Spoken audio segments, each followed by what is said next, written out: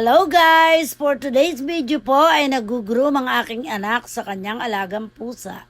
Ayan, kita nyo naman, kasalukuyang ginugupitan siya ng kuko. At ayan, nakita nyo naman, nag-e-enjoy po ang aming pusa. Dahil sanay naman po siya na ginugupitan lagi.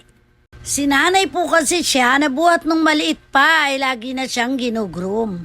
Pag indoor cat po kasi ay dapat po talaga ay ginugupitan. Pero siguraduhin lang po natin na hindi po tatamaan ang kanyang laman.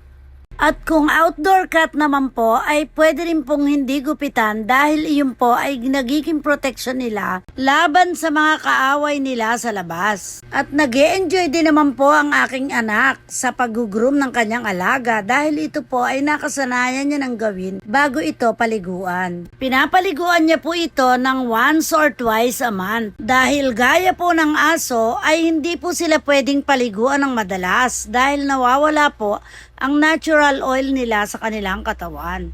At ayan, ginugupitan niya na po ng balahibo sa paa dahil diyan po naiipon ng dumi pag naglalakad po sila. Lalo na po pag mahaba ang buhok nila sa paa.